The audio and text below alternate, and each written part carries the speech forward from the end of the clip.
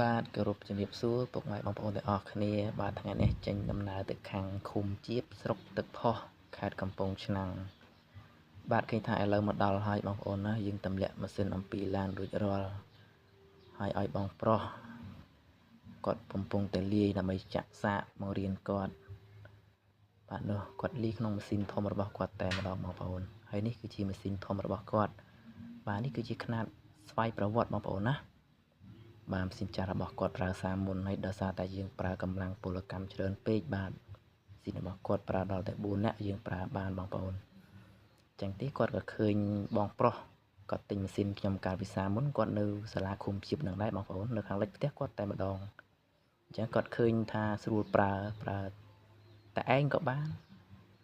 ចាក់លេងបាទយើងប្រើ2នាក់ស្រួលអត់ហត់បាទអញ្ចឹងហើយក៏គាត់កំងជឿពីខាងខ្ញុំតែម្ដងទៅបងប្អូនបាទហើយបងប្រុស